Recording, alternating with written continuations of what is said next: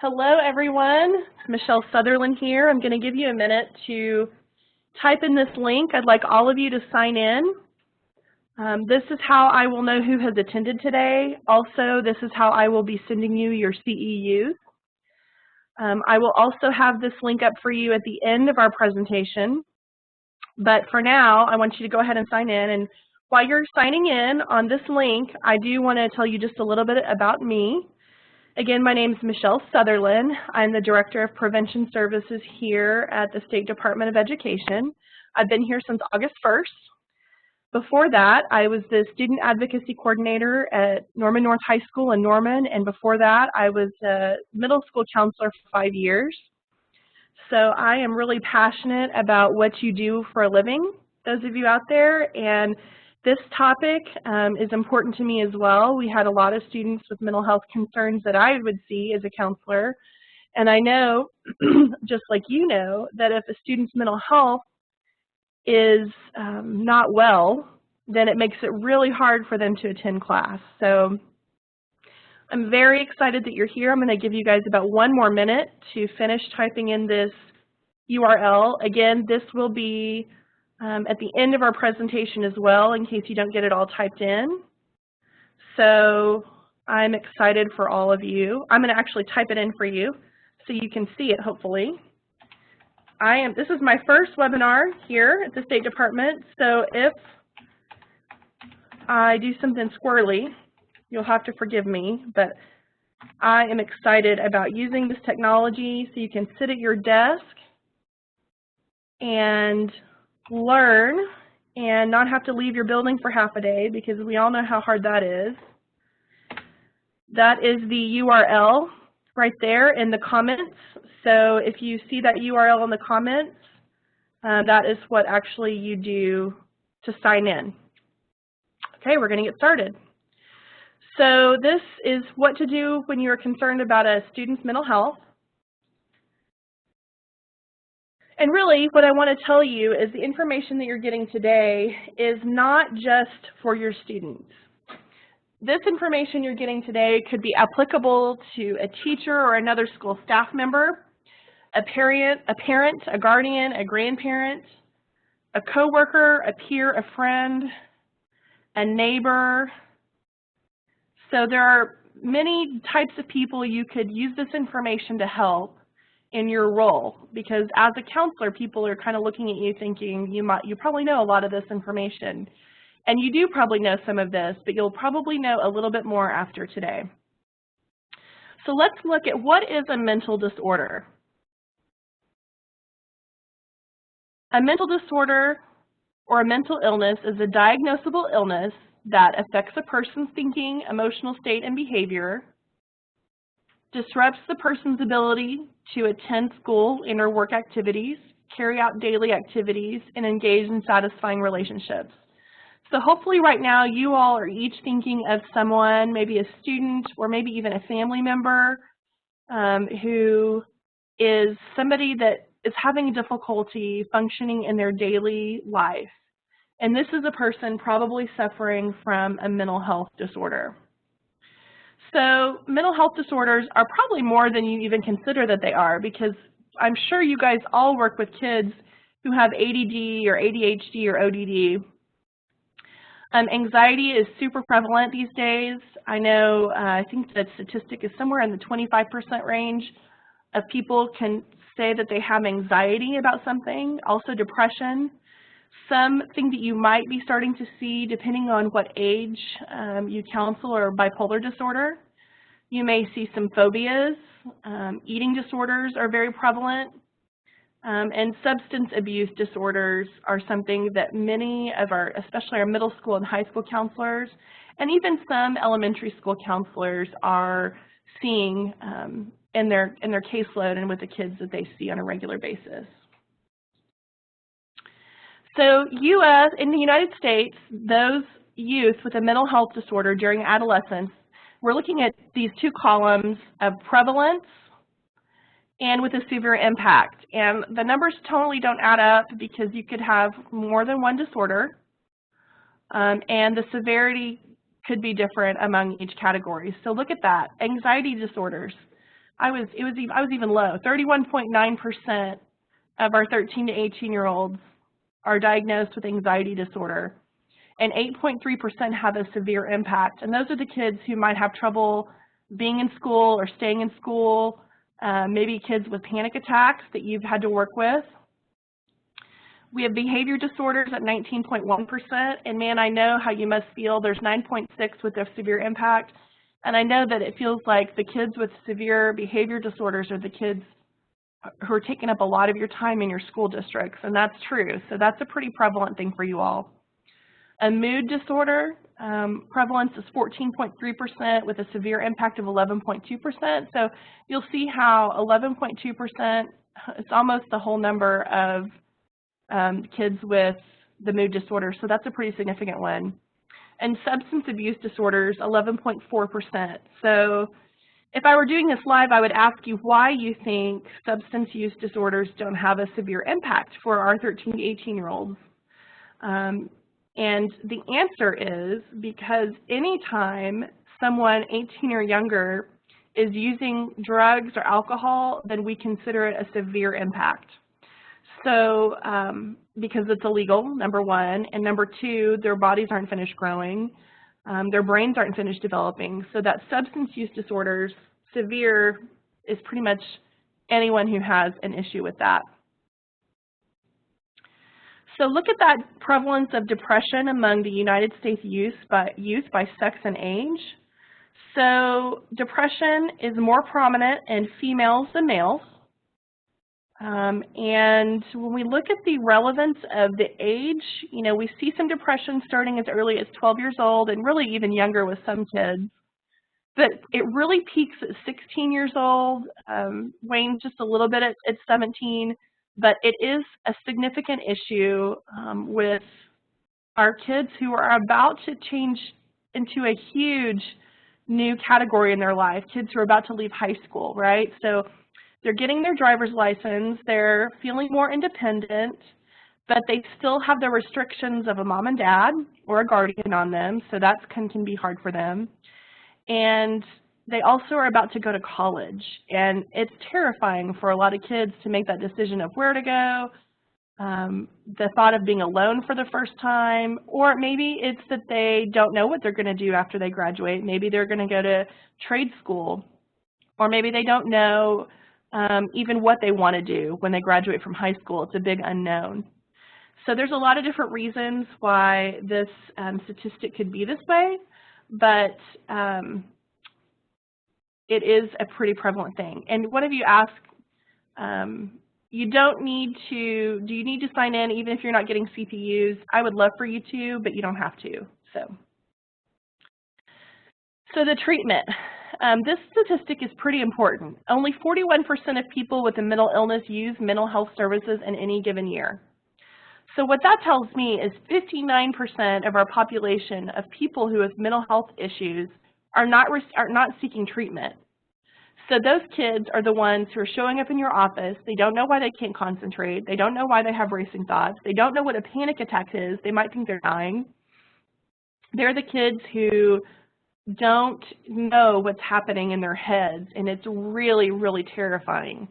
Or maybe they do know what's going on, but their family doesn't have the money to pay for treatment or the time, or they don't want to miss school. There's a lot of different reasons why this statistic exists. But I want you all to know that more than half of the kids that you're working with mental illness probably are not receiving treatment for it. And so that can be a big problem for you all. So we're going to talk about age of onset, and we're going to talk about some of these areas of age of onset. And I want you to just think in your head, like, what do you think the age of onset for these are? And these are the averages, the average age of onset. This is not the textbook. They cannot have anxiety before this age. It's not like that. It's the average age of when this starts. So I'm hoping that you're thinking about what it might be. So anxiety disorders, the average age of onset is 11. And you elementary school counselors out there are shaking your head yes, because you see lots of kids, maybe as early as kindergarten or pre-K, who have anxiety disorders. And that is a big thing for you to be dealing with. Eating disorder, average age of onset is 15. Substance use disorders, age 20. Schizophrenia, age 23. You may have some older high school students who may have started to show some signs and symptoms of schizophrenia. It might be happening. Also, bipolar disorder is 25, but I will tell you that there have been more and more diagnoses of bipolar disorder in our teens and our youth. And interestingly, schizophrenia and bipolar disorder and even depression, which average age is 32, they can have a lot of the same symptoms, even things like hallucinations. It can be really similar with those. So they really need an expert diagnostician who can tell you what they're having. So look at that depression, age 32. Why do you think, I'd ask you if you were in person, why do you think it's age 32? Because I know you all have kids who are suffering from depression in your schools, even some young children. So the answer to that is people are diagnosed with depression at absolutely every stage of life. Even our elderly friends are diagnosed with depression when they're making a big life change, a lifestyle change. Maybe they've been put into a nursing home. Maybe they have a terminal illness. Depression can start, it can be situational, or it can also be a chemical issue. So depression's average is a little bit higher, but that doesn't mean that you don't have kids who are suffering from depression in your schools. So when we look at typical adolescent development, and you're gonna laugh when I tell you this, but a lot of times you're not sure if what somebody is going through is a typical thing or if it's a mental illness, because some crazy things can happen during adolescent development. Can I get an amen? Because kids have so many things going on. They've got physical changes with hormones, and hormones can do a number on you absolutely on their own. Their height and weight are changing, especially kids who are taking some sort of prescription medication, because that prescription medication, and they grow, cannot be effective anymore. As if they grow, their height changes, their weight changes, and there's really a focus on the physical and adolescent development. So mental changes, they're starting to think with that frontal lobe. So when they hit adolescence and puberty, that frontal lobe starts to develop in their brains, and when that happens, things go from black and white to abstract. And so that's a whole new sort of thinking for kids. That logic and reason and decision making is all changing because of that frontal lobe development. They're also starting to develop their own beliefs, and you know that they are questioning authority. That's definitely a big one too. So we've got emotional changes, quick to change emotions. They're super happy 1 minute and they're in tears the next minute, and you middle school counselors out there are saying, oh, we see that every day in the cafeteria. So that is absolutely true for you all. They're feeling things more intensely, and I'll share with you the most hilarious but real at the time mediation that I ever did was between a group of friends in middle school, and they were arguing about who was the biggest One Direction fan. And they were serious. To them, it was their whole world. In my head, I'm like rolling my eyes, and I'm thinking, oh my goodness, couldn't there be something else that we could be talking about here? But to them, they felt that very intensely, and it was very important to them. So I know you guys get some crazy types of mediations or issues, but it's because those typical adolescent development of feeling things intensely is happening. So they also have risky or impulsive behavior when they're adolescents. Social changes, they're experimenting socially, their peer influence increases. They're starting to notice their sexual identity for the first time. They're learning to manage relationships, including that boyfriend or girlfriend relationship that becomes so prevalent in about 7th, 8th grade. So what do you do? And I want to emphasize that this action plan and the next few slides are taken straight from Mental Health First Aid for Youth. It is an 8-hour training that I'm a trainer for, and what I've done is I've compacted this information into this hour-long session. So if you are interested in a mental health first aid training, you can let me know, and maybe we can get somebody from the State Health Department out to give you guys that training in person. So this action plan is called ALGAE, and I know it could also be EAGLE, But algae is what we're doing, and this is because of the order that we want you to assess this in. So the A is assess for risk or suicide or harm, and that is first because we have to make sure our kids are safe. Number one, our number one priority has to make sure they're safe. Then we listen non-judgmentally. We give reassurance and information. We encourage appropriate professional help. And we encourage self-help and other support. So I want to say real quick that some of you are licensed therapists or clinicians of some sort, but you are also school counselors. It is not your role to see students in a therapeutic setting. Your role is to do more brief counseling and get them connected to resources. So you're not expected to be the appropriate professional help that we talk about. That should be resourced out to someone else. So when we talk about these signs and symptoms of a physical issue, we might have a pounding heart, chest pain, rapid heartbeat, and blushing. Respiratory could be a fast breath, shortness of breath. They could be dizzy or have a headache or sweat or tingling or numbness. You could also have muscle aches and pains, restless tremors, shaking, and an inability to relax. Now that could be the sign of something really serious like a heart attack, right? And you are not the expert, unless you're also a medical doctor, you are not the expert on the difference between a panic attack, which this could be indicative of, or a heart attack. So if you have a student with all these symptoms that can't catch their breath, really get them to the school nurse or get them treated by a physician first. And that way you can kind of rule out that they're having a heart attack or some other serious physical health issue. They can also have some other physical symptoms like irregular cycles, loss of desire. They have a change in a normal pattern.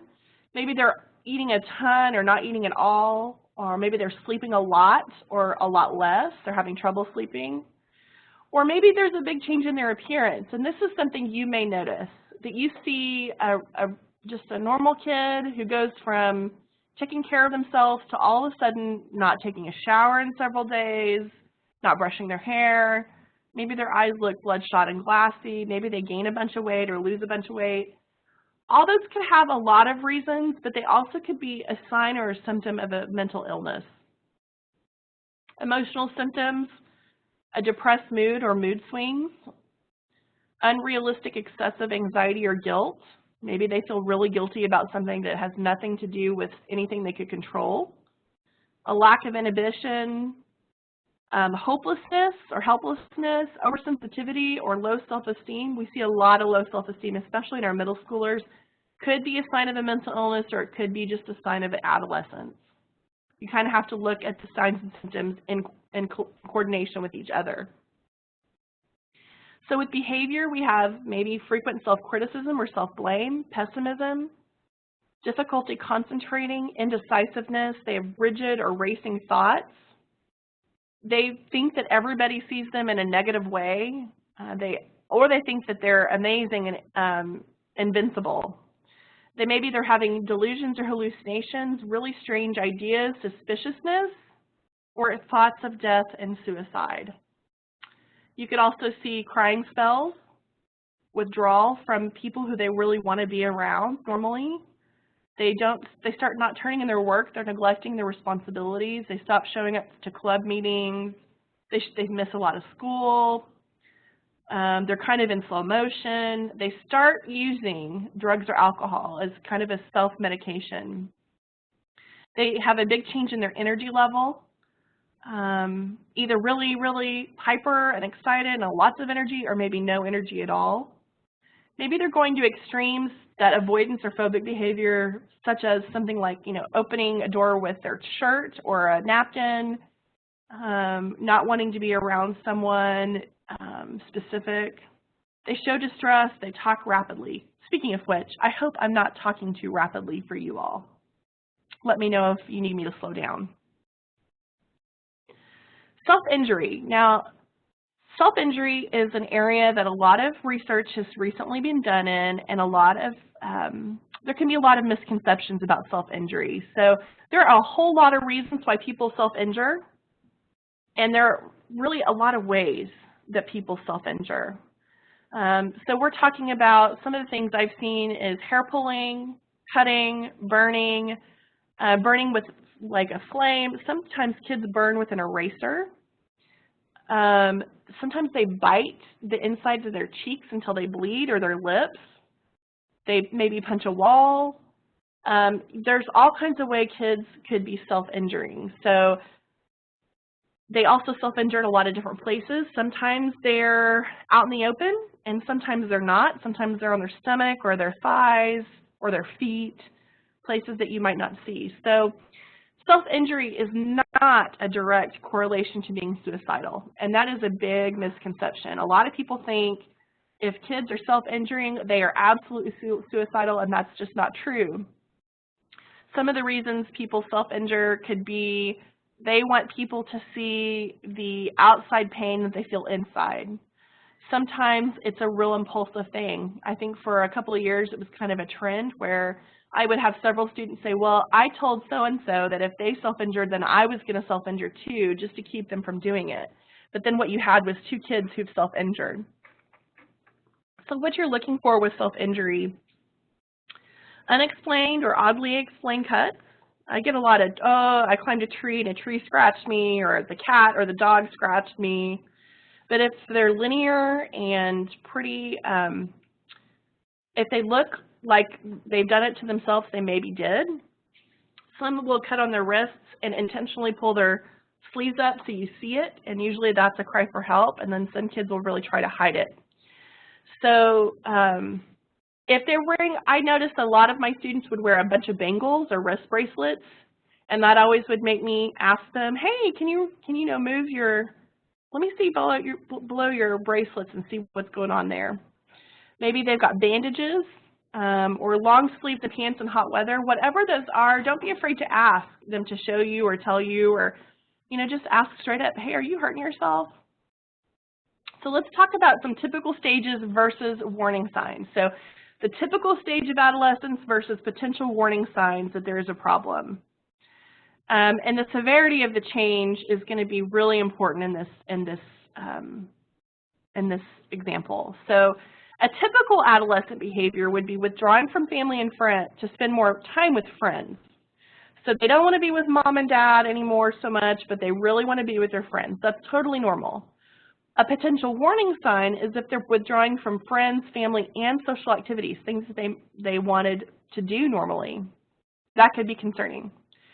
Maybe a typical adolescent behavior would be wanting more privacy, shutting the door to their bedroom, not wanting you to hear them talk on the phone. But a warning sign could be becoming secretive. It's beyond wanting more privacy. They need privacy or seem to be hiding something. That's definitely something to be concerned about. Typical adolescents moving from childhood likes to teen pursuits, and a warning sign if they lose interest in their favorite activities and not replacing them with other things. So maybe they have been like a solid football player, like that's all you've ever known them to be is a solid football player, and then they quit the team one day. Or maybe that they love the drama club and they love competitive drama and they just stop, or they start not performing very well. That could be a real warning sign. So the next is to assess for risk factors. Exposure to a stressful event, abuse, or trauma. We could probably do several sessions on trauma-based care and trauma-informed care for you all, which is something I'll look into for you. But kids who experience trauma are at a higher risk for mental illness or mental health issues. If they've had a difficult or abusive childhood, if they have experienced a traumatic event, even if it doesn't seem traumatic to you, it could be traumatic to them. I had a traumatic event that was really not a traumatic event to most people that happened to me when I was in first grade. And the way it's been described to me, it was like a 220-volt event in a 9-volt brain, and my wires got crossed. And so it's caused me some anxiety as an adult. And that was a traumatic event for me, even though most people would look at it and not think it was traumatic. So they could have ongoing stress and anxiety, a medical condition, or hormonal changes. Medication. Really watch your kids who are on medication for depression, because especially adolescents can be at a lot higher risk for their medication actually having the opposite effect and causing a student to become more suicidal or more self-harming than it was before they started the medication for depression. So that's a real concern. If they have an illness that is life-threatening, chronic, or associated with pain, a brain injury, or even a previous episode of a mental illness or another mental illness, they can be more at risk for mental health issues. Additionally, if there's a family history of mental illness, if they have some strange learned behavior, they could have a chemical imbalance, they could have a substance misuse and sensitivity. Seasonal affective disorder is a real thing, and so a change of season could be affecting them. It also could trigger a painful memory, like a death of a parent or a friend or a grandparent, or some interesting environmental factors, what's happening in their world at home. So the L is to listen non-judgmentally. Use I statements that you've noticed. Now, the worst thing you could do is approach a kid and say, "You are acting so weird," because that's going to put them on the defensive right away, right? And it's going to make them kind of back out or defend themselves. So if you say, "I've noticed that you haven't been turning in your work," or "I've noticed that you've been sitting by yourself at lunch," or "I noticed that you just don't seem to be yourself lately," all really good ways to start a conversation. You ask some questions, but you don't push. I have to use this with my own kids when they're like, "I don't want to talk about it right now," and man, I really want to know because I'm their mama. But sometimes they just need some space, and they will come to you when they feel like they can talk about it. On the other hand, it could be a relief for a young person to talk about how they feel. Now, I've had students who have confessed to me that they've been suicidal, even with a plan, and their affect changes after they tell me. And it's not because they're not really suicidal. What it means to me is, boy, they got something really big off their chest that they haven't told anyone, and they feel relieved that now they're going to get help.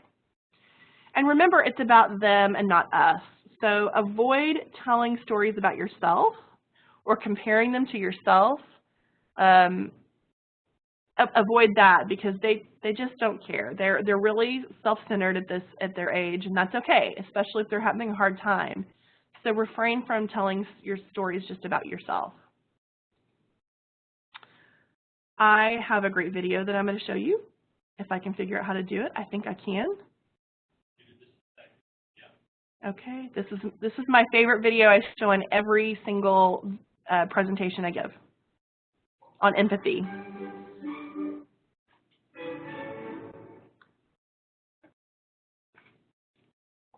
So what is empathy?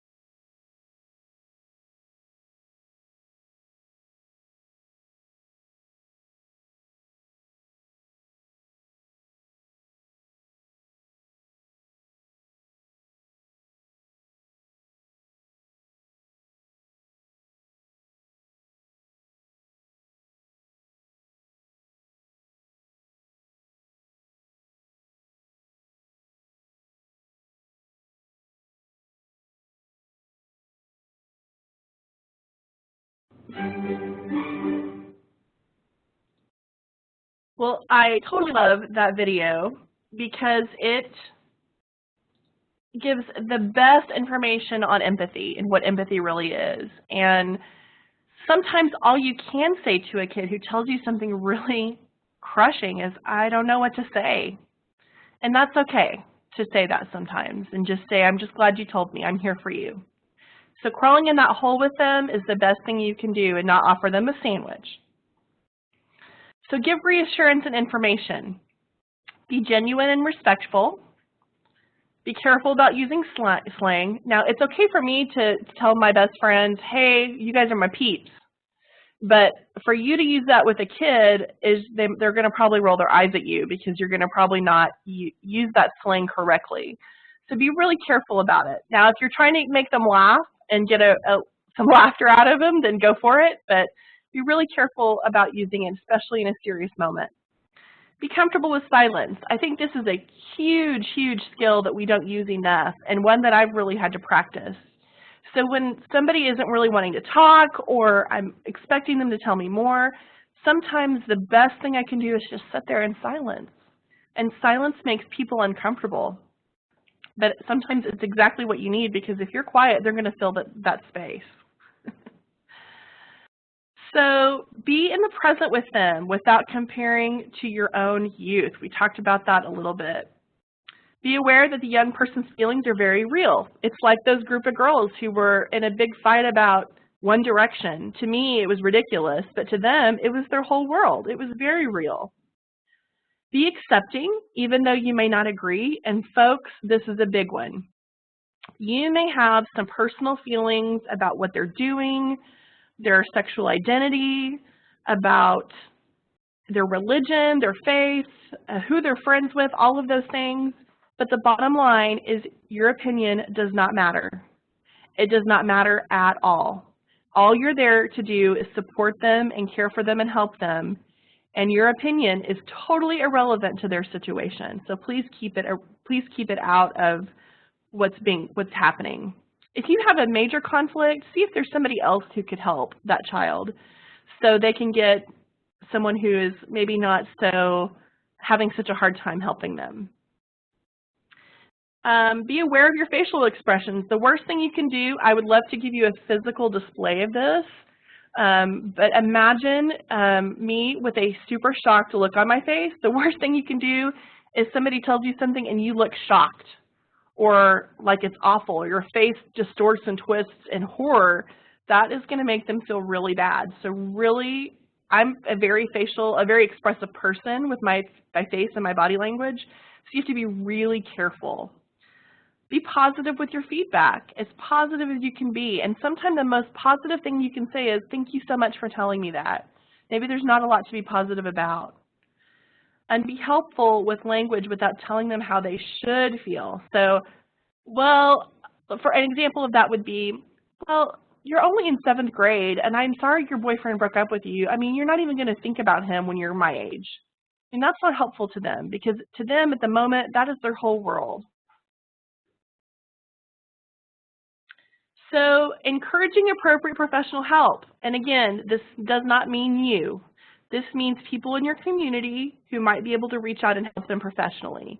Because even if you're licensed, you don't have time to be a therapist. You don't have time in your world to see a student an hour a week, or more than that sometimes.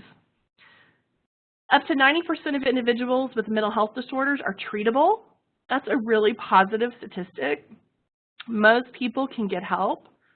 Some evidence-based practices or interventions for which there is a consistent scientific evidence showing that they improve individual outcomes. And the layman's term of that is, if they can see somebody professional, the chances are that they're going to be able to be helped. And that is a big deal. And that is a statistic you can tell your kids. You know, almost all people who have an issue can get help with it, especially if they want help. Oh, did I skip one? No. Okay. The action plan. Your first step is connecting them with the student the same day. So if you get a concern from a teacher, If something that you see is concerning to you, you need to not wait until tomorrow or next week or when you don't have something that's keeping you busy. You need to see that kid the same day of your concern. It's super important because it might not be a big deal or it could be a really big deal.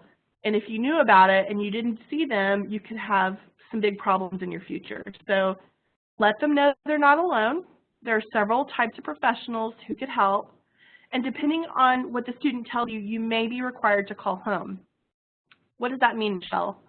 So if the student is in danger, and this is what I would tell students, when right before they're about to tell me something and I know something's getting ready to come out of their mouth that could cause me to put some action into place, I would say, now I want you to know that everything you tell me is confidential unless your safety or someone else's safety is of concern to me. And that's when you have to tell people. So if their safety or someone else's safety is a concern, that's when the wheels have to go into motion and you have to tell someone else.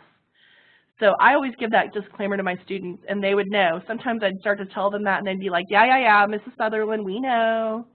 If our safety or someone else is a concern, you have to tell someone. So that's a really important thing that you're telling your kids because you cannot promise them that you won't tell anyone. Because as soon as you do that, it's going to be something like they're suicidal or they're injuring themselves, and then you have to tell people. You have to tell their parents at the least. You may have to tell, in your school, you may have a protocol where you tell an administrator. We did at my school. You may have to tell a district administrator, or you may have to call the police sometimes. So we'll talk more about that in a minute. Encouraging self-help strategies and other support strategies is important. Identify who might be helpful. I have some really good apps on my phone that I've shared with kids before, and I'll put a link to those on our website so you can look at them too. Explore activities that might manage their symptoms. I mean, one huge one is exercise. Exercise. It helps manage all kinds of things. And I would always tell kids who've got a lot of anxiety or depression, any kind of mental health issue, if they can start to build some endorphins and exercise, it's going to really help them.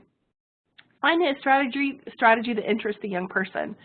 Some kids really like to have an app that they can go to, or some kids like to exercise, and some kids don't like to exercise, but it really helps them to listen to music, laying in their bed listening to music. Whatever they're interested in, help them find a plan for themselves. And encourage them to discuss the strategies with health professionals. I also would encourage them to talk to their parents. If their safety was not a concern, but I thought their parent needed to know, then I would really encourage that. And I would almost give them the option, would you rather me call your mom or you could call your mom? Whatever it is, I'd really encourage them to talk to their parents.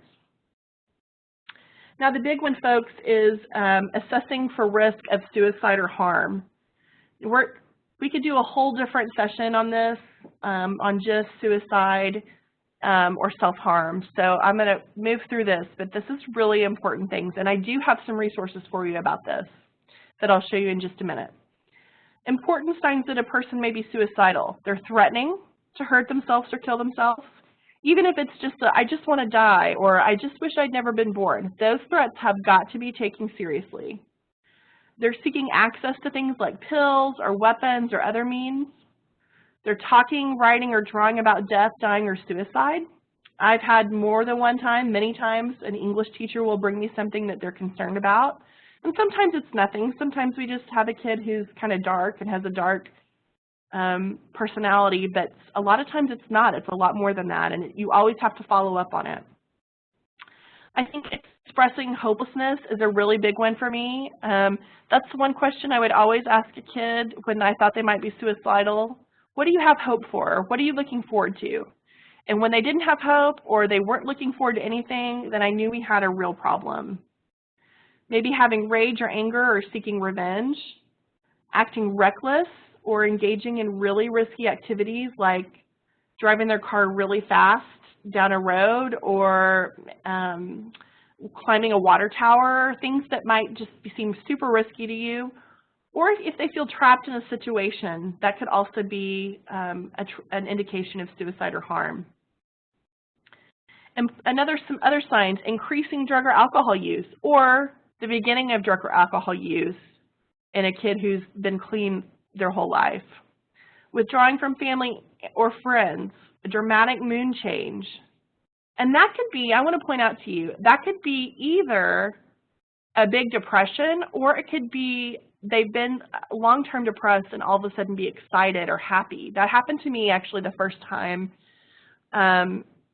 last year when I had a student who I'd known to be depressed significantly for a long time, came in happy, really excited, everything was great. And so we sat down and we had the conversation, and she was in fact suicidal because she had made the decision to end her life and she felt like the burden was gone. And so that could be an indication too. It can happen. Their sleep patterns change, they're anxious or agitated, or they're giving away their prized possessions, things like their letter jacket or a photo or whatever it might be, the keys to their car, something that's really important to them. If they're giving those things away, that is a reason to be concerned. So this is maybe the most important thing I can tell you today, is how to talk to a person who's suicidal. Discuss what you've observed. I noticed, Sally, that you gave away your favorite teddy bear to your friend Becky. Can you tell me why you did that? Or I've noticed that you've been sleeping a lot in class, or you just seem like you're not okay. So even if you're scared to death in this situation, it's really important that you're confident, which is really reassuring to a kid. So if they reveal to you that yes, they're suicidal, say, you know what, we're going to get you help today. If you don't know what else to say to them, I'm so glad you told me, we're going to get you help today. Involve that person in the decision-making whenever possible. Give them as many options as they can. Ask them, do you want something to drink? Would you like water or soda? Give them that choice. If you need to, you're going to need to call their parents, unless there's some extenuating factor about their parent abusing them, for example, would be one far-reaching extenuating factor. Would you like to call your parents, or would you like, while I sit here and listen to you? Or would you like for me to call your parents while you sit here and listen to me? Give them the choice. So almost always choose that you call, but give them that choice. If danger is imminent, call 911. That's like if they're holding a weapon, if they're on the roof, if they're doing something dangerous right then, sometimes you just have to call 911. So the hardest thing to do and the most important thing to do is to ask the questions, are you thinking about killing yourself? That is a really hard one. And I want you all to leave this session. When you leave, I want you to practice this one with somebody you trust who you know is not suicidal. I want you to practice saying it out loud several times, because I got really good at asking that question, so lots of kids would tell me. But when you're not asking the question, they're not going to tell you. They're not going to just volunteer it. It's very unusual for a kid to just volunteer the information that they're suicidal. You have to ask them the question. Don't say, are you thinking about hurting yourself? Because that's not suicide. You have to be very specific. Are you thinking about killing yourself? Are you thinking about committing suicide? Tell me more. Maybe the most helpful phrase in all of counseling. Tell me more about that. And then, do you have a plan? Because whether they have a plan or not, it's still an emergency. But if they have a plan, it's even more of an emergency. That's when if you can't get a hold of the parents, you have to go to your next steps and potentially call police to get help. It's very serious. So do not leave that person alone, ever. When you have a suicidal person, if you have to go to the bathroom, you find someone else to sit with them. If they have to go to the bathroom, you go in with them when it's appropriate. Maybe not into the same stall, but maybe just into the restroom with them. You do not leave them alone. Involve the proper people to help. Most schools will have a procedure in place that notifies them, involves notifying an administrator. If you do not have a procedure for this at your school, I'm going to strongly encourage you to get one, because if you have not had this happen to you yet, you probably will at some point. You contact parents if possible, or you call the police to take the minor into protective custody. It's always an option. It's not the best option, because typically when police come, they have to handcuff to put them in the car. Very rarely has an officer not done this, and even when I've begged them not to do that, they still have to. It's their policy and procedure. Okay, I'm going to take you to some resources that I have on our website, and I'm going to show you how to get here.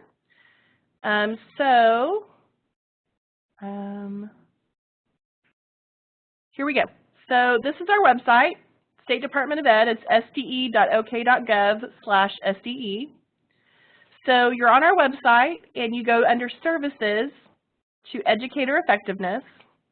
You're going to click on that button, and you're going to scroll down, and right over here, there's Counseling and Prevention Education. I want you to click on Prevention Education. On this website, you're going to see our 4 kind of main categories that we have. And look, you guys are here at our webinar right now. Yay! And you scroll down, you're going to see a new crisis kit for counselors. So in this crisis kit, you may have some of these things or you may not. So I want you to take a look at all these. Now, we want to thank Norman Public Schools for sharing their documents with us. Some of these have their logo on them, so you can't just print them off and use them, but you could recreate something for your district. If you don't have these, I really want to encourage you to put these into place. So we have a child abuse investigation form and a child abuse reporting form. So, for example, if an investigation form would be if DHS comes to your school to talk to someone, they fill out this form, so you have a record of it. The reporting form is if you have to call DHS, this is going to be what you fill out. The counselor process for responding to suicidal ideation, this is a great sheet. It's a 1-page checklist, essentially, in the order in which you respond to a suicidal person. An emergency notification form, if you have a student who is suicidal, I really, really want you to consider having a form like this where you fill it out every single time. Have your legal department look at this too, because you fill this form out and you have the parent sign it, and it lets them know that you're concerned that the suicide risk is imminent, and it lets the parent know. They can also take it to a mental health facility when they fill it out. One thing I've started doing is every single time there was a suicidal person, I would fill out a third-party statement. Now, you may have heard of this as a third-party affidavit. If a police officer comes and they want you to fill out this third-party affidavit or third-party statement, you're filling out the facts of what you saw. So I have one down here, the third-party statement down here that you can look at, or this emergency notification form has a third-party statement with it. So you could do it either way. Here's a list of mental health facilities by city across Oklahoma. We are some metro resources that you might need if you're in the metro area. This is the website to the National Suicide Prevention Lifeline. Here is a link to our website on suicide prevention resources. Here's a safety plan. If you have someone who is suicidal or self-harming when they come back to school, this is a great thing that you can fill out that lets you know that they're going to keep themselves safe, and you have a copy of it. This safety threat assessment is really a great tool. We have some statewide resources, and then the student reentry plan, which if you have a student who's been out for a mental health treatment, we're going to have a webinar coming up later this year on how to reenter a student who's had a mental health issue, because that's pretty important. As soon as this website is updated by our webmaster, there's going to be 2 more things on here. There'll be a link to that video that you saw earlier so you can see it again. And there's also going to be a way for you to sign in for this training if you haven't done so already. So the other thing that I want to tell you is that you have all these resources and you have all these forms to fill out. These forms should never, ever go in your students' cumulative folders. They're private documents. So instead of putting them in these cumulative folders, I would create a separate file in a locked folder that you keep locked in your desk. So anytime I had a kiddo that I had any kind of paperwork on, I never put it in their cumulative folder. This does not go in that. This goes in a private file that you keep locked in your desk or in somewhere else in your school that's private. It does not go in their cumulative folder. Okay. So then I wasn't sure I'd get to go live, so I had pictures of where to go. We're going to get through that. And here is the link, again, to sign in if you haven't signed in yet. So I am finished with the presentation, but I'm really happy to take any questions that you might have at this point. So if you have a question, you have that chat box to the right of the presentation. Go ahead and ask any question that you might have now, and I will try to answer it the best I can. There's a question that you missed earlier. Somebody needs to see you. Okay. The URL is blocked. They want to know how or not. Okay, so if you need the CEUs, you can email me. I'll put up my email later. Yes, this PowerPoint will be available to you. We're going to list it on our website. In fact, we're going to have our own YouTube channel that we will put up all of our presentations. When our newsletter comes out, I will actually put the link in the video. And the link to the video is not up yet. Our webmaster, I've added it, but our webmaster has to update it. So if you're not seeing it on the website yet, it's just because he hasn't hit the refresh button. And as soon as he does, it'll be listed there. If you can't sign in, please just email me. I'll put up my contact information real quick. Here's my phone number and my address, my email address. So why do you not put certain items in a student's cumulative folder? That's a great question. Well, because you don't want anything social emotional following a student to their next school, for example. That is something that you want to keep private and that you don't want to share with them. It should not be a part of their academic record. It should be a separate record.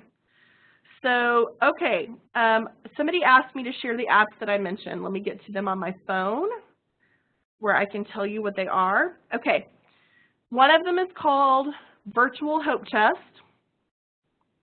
I'll type it in so you guys can see it.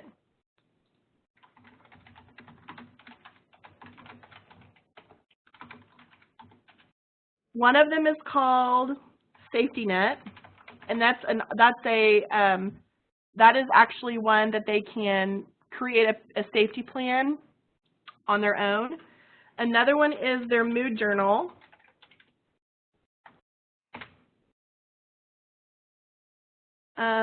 And then also any kind of relaxation app that you can find. Sometimes they do a deep relaxation. Yes, I'm going to go back. Somebody asked to show the link to sign in. So this is the link right here to sign in to get your training. I'll type it in real quick again. The certificate will be emailed to you. But you have to sign in here to get that certificate.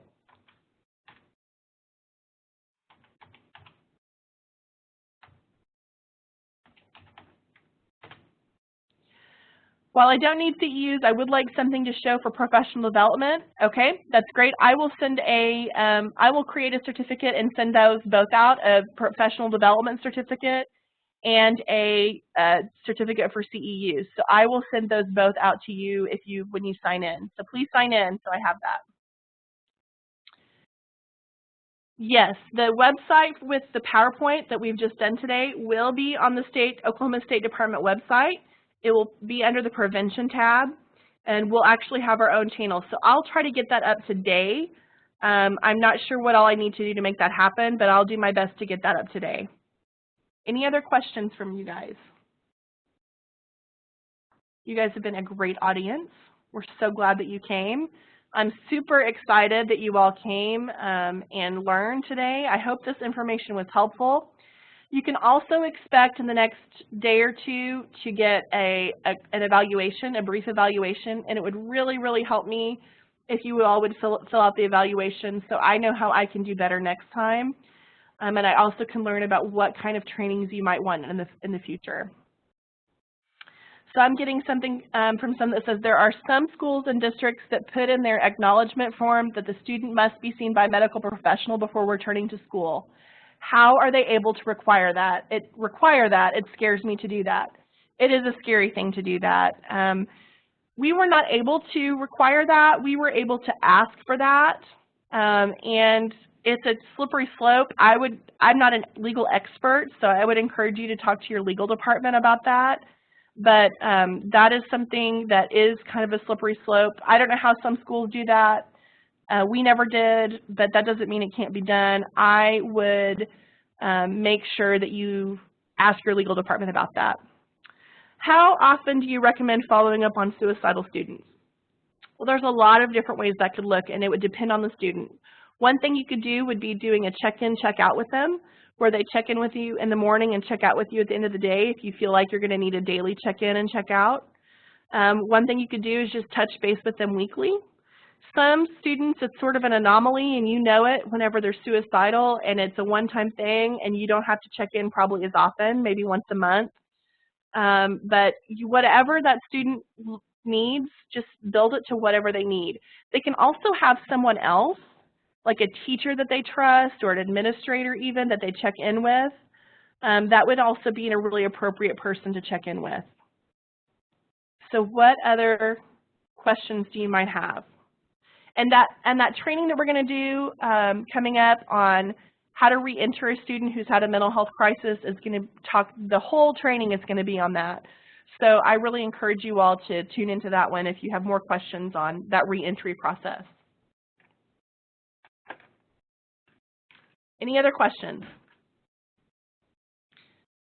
If you have more questions, you can reach me at any time. Again, there's my phone number and my email address. I believe that this job is a servant job, and my job is to serve you and your districts. So even if there's something you want me to research and look into, but you're not sure for you to use, but you don't have time or you're not sure about it, please let me know. Email me and let me know, and I will be happy to look into it for you. We have a question. Do we ask each time if they're still having suicidal thoughts? That's a great question, and I think that, again, is going to depend on the situation. If they are still depressed and struggling, you will know it, and I think it would be appropriate to ask them if they're still having suicidal thoughts. But sometimes, if things are going well, I don't think that you're going to need to do that. So, again, don't ever be afraid to ask the question. I would try to trust my instinct, and if I felt prompted to ask the question, I always would, and I would never feel bad about it, because the reaction you might get was, what?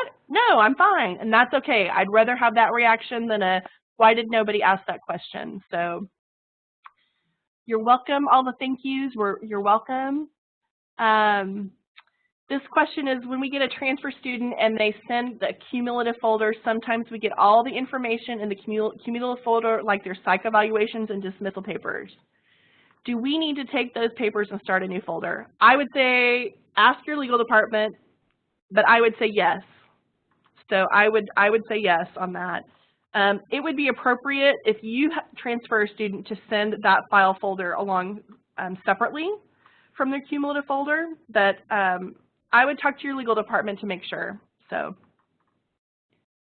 you all are so welcome. You guys have been so nice. I appreciate you all tuning in. Again, if you have questions, you know how to get a hold of me. I'm going to put up one more time the link for you to sign in if you haven't signed in yet. And I'm so happy to do this. We'll do at least one a month. And if you have ideas, if you need this done in person, if you would like this presentation in person, don't hesitate to ask. I'd love to come to your schools and do this presentation in person, even if it's for your teachers. That's what actually this presentation was originally written for, was for teachers. And I can add in a few specific slides just for them. So I'm so glad that you guys had a good experience. If you need anything at all, don't ever hesitate to call or ask Shelly, Ellis, and I. Shelly's here with me today, and we are both so happy to help you all in any way that we can. All right, you all have a terrific Monday. I hope it's the best Monday of your school year so far. Thanks so much.